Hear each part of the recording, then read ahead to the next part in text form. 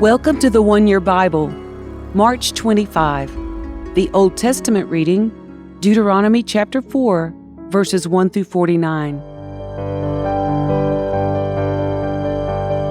And now, Israel, listen carefully to these decrees and regulations that I am about to teach you. Obey them so that you may live, so you may enter and occupy the land that the Lord, the God of your ancestors, is giving you. Do not add to or subtract from these commands I'm giving you. Just obey the commands of the Lord your God that I am giving you. You saw for yourself what the Lord did to you at Baal Peor.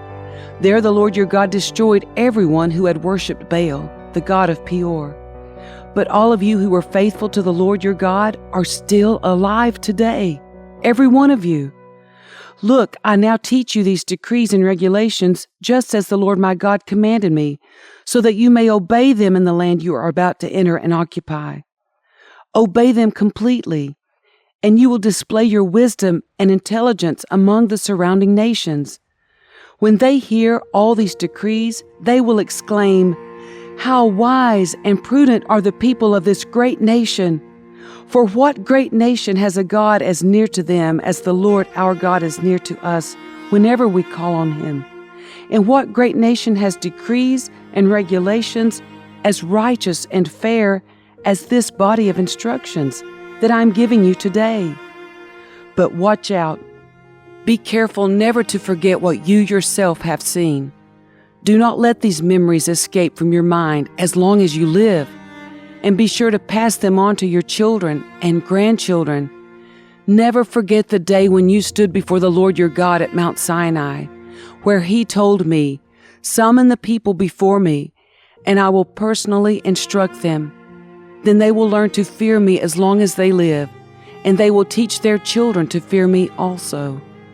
You came near and stood at the foot of the mountain, while flames from the mountain shot into the sky.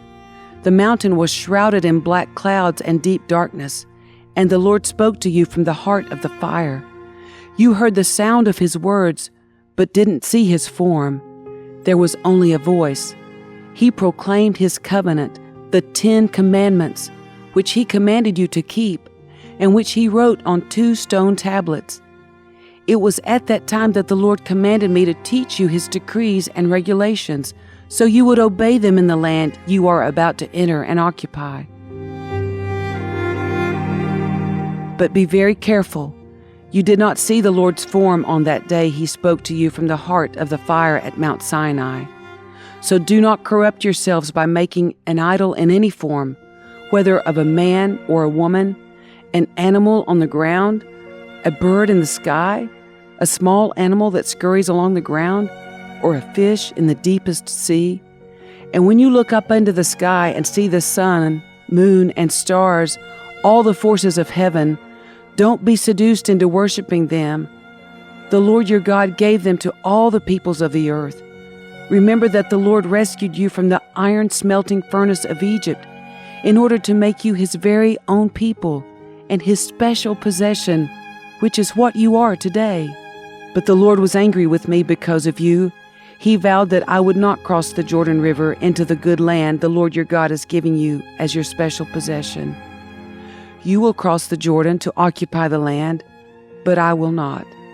Instead, I will die here on the east side of the river. So be careful not to break the covenant the Lord your God has made with you. Do not make idols of any shape or form, for the Lord your God has forbidden this. The Lord your God is a devouring fire. He is a jealous God. In the future, when you have children and grandchildren and have lived in the land a long time, do not corrupt yourselves by making idols of any kind.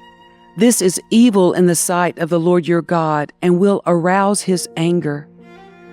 Today I call on heaven and earth as witnesses against you. If you break my covenant, you will quickly disappear from the land you are crossing the Jordan to occupy. You will live there only a short time, then you will be utterly destroyed. For the Lord will scatter you among the nations where only a few of you will survive. There in a foreign land, you will worship idols made from wood and stone, gods that neither see, nor hear, nor eat, nor smell. But from there you will search again for the Lord your God. And if you search for him with all your heart and soul, you will find him. In the distant future, when you are suffering all these things, you will finally return to the Lord your God and listen to what he tells you. For the Lord your God is a merciful God. He will not abandon you or destroy you or forget the solemn covenant he made with your ancestors. Now search all of history, from the time God created people on the earth until now, and search from one end of the heavens to the other. Has anything as great as this ever been seen or heard before? Has any nation ever heard the voice of God speaking from fire, as you did, and survived? Has any other God declared to take a nation for himself out of another nation by means of trials, miraculous signs, wonders, war, and a strong hand, a powerful arm, and terrifying acts? Yet that is what the Lord your God did for you in Egypt, right before your eyes. He showed you these things so you would know that the Lord is God, and there is no other. He let you hear his voice from heaven so he could instruct you. He let you see his great fire here on earth so he could speak to you from it. Because he loved your ancestors, he chose to bless their descendants, and he personally brought you out of Egypt with a great display of power. He drove out nations far greater than you, so he could bring you in and give you their land as your special possession, as it is today. So remember this and keep it firmly in mind.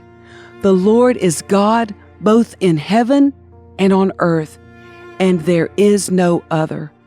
If you obey all the decrees and commands I am giving you today, all will be well with you and your children. I am giving you these instructions so you will enjoy a long life in the land the Lord your God is giving you for all time.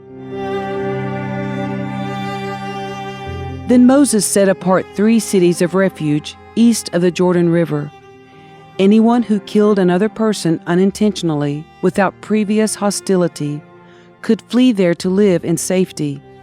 These were the cities: Bezer on the wilderness plateau for the tribe of Reuben, Ramoth in Gilead for the tribe of Gad, Golan in Bashan for the tribe of Manasseh. This is the body of instruction that Moses presented to the Israelites. These are the laws, decrees, and regulations that Moses gave to the people of Israel when they left Egypt, and as they camped in the valley near Beth Peor, east of the Jordan River. This land was formerly occupied by the Amorites under King Sihon, who ruled from Heshbon. But Moses and the Israelites destroyed him and his people when they came up from Egypt. Israel took possession of his land and that of King Og of Bashan, the 2 Amorite kings east of the Jordan. So Israel conquered the entire area from Aroer at the edge of the Arnon Gorge all the way to Mount Sirion, also called Mount Hermon, and they conquered the eastern bank of the Jordan River as far south as the Dead Sea, below the slopes of Pisgah.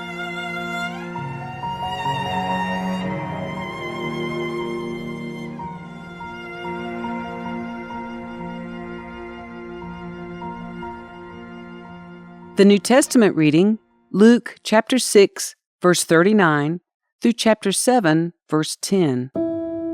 Then Jesus gave the following illustration. Can one blind person lead another? Won't they both fall into a ditch? Students are not greater than their teacher, but the student who is fully trained will become like the teacher. And why worry about a speck in your friend's eye when you have a log in your own? How can you think of saying, "Friend, let me help you get rid of that speck in your eye," when you can't see past the log in your own eye? Hypocrite! First get rid of the log in your own eye. Then you will see well enough to deal with the speck in your friend's eye. A good tree can't produce bad fruit, and a bad tree can't produce good fruit. A tree is identified by its fruit. Figs are never gathered from thorn bushes, and grapes are not picked from bramble bushes. A good person produces good things from the treasury of a good heart, and an evil person produces evil things from the treasury of an evil heart. What you say flows from what is in your heart. So why do you keep calling me Lord, Lord, when you don't do what I say? I will show you what it's like when someone comes to me, listens to my teaching, and then follows it. It is like a person building a house who digs deep and lays the foundation on solid rock. When the floodwaters rise and break against that house, it stands firm because it is well built. But anyone who hears and doesn't obey is like a person who builds a house right on the ground without a foundation. When the floods sweep down against that house, it will collapse into a heap of ruins. When Jesus had finished saying all this to the people, he returned to Capernaum. At that time, the highly valued slave of a Roman officer was sick and near death. When the officer heard about Jesus, he sent some respected Jewish elders to ask him to come and heal his slave. So they earnestly begged Jesus to help the man. "If anyone deserves your help, he does," they said, "for he loves the Jewish people and even built a synagogue for us."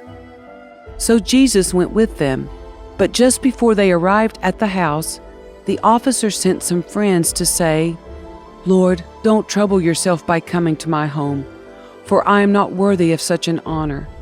I am not even worthy to come and meet you. Just say the word from where you are, and my servant will be healed. I know this because I am under the authority of my superior officers, and I have authority over my soldiers. I only need to say, 'Go,' and they go, or 'Come,' and they come.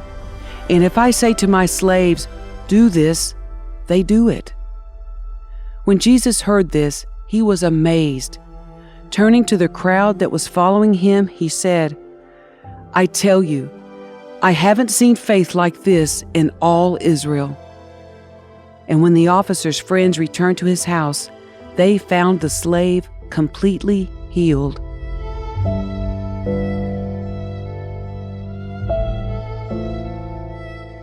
Psalm 68, verses 1 through 18. Rise up, O God, and scatter your enemies. Let those who hate God run for their lives. Blow them away like smoke. Melt them like wax in a fire. Let the wicked perish in the presence of God. But let the godly rejoice. Let them be glad in God's presence. Let them be filled with joy. Sing praises to God and to His name. Sing loud praises to Him who rides the clouds. His name is the Lord. Rejoice in His presence. Father to the fatherless, defender of widows. This is God whose dwelling is holy.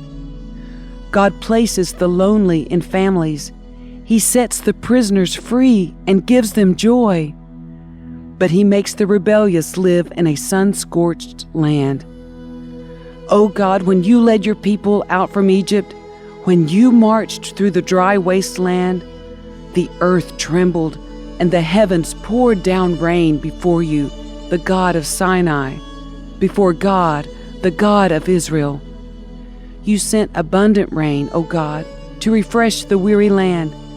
There your people finally settled, and with a bountiful harvest, O God, you provided for your needy people. The Lord gives the word, and a great army brings the good news. Enemy kings and their armies flee, while the women of Israel divide the plunder. Even those who lived among the sheepfolds found treasures, doves with wings of silver and feathers of gold.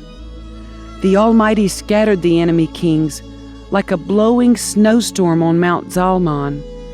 The mountains of Bashan are majestic, with many peaks stretching high into the sky. Why do you look with envy, O rugged mountains, at Mount Zion, where God has chosen to live, where the Lord Himself will live forever? Surrounded by unnumbered thousands of chariots, the Lord came from Mount Sinai into his sanctuary. When you ascended to the heights, you led a crowd of captives. You received gifts from the people, even from those who rebelled against you. Now the Lord God will live among us there.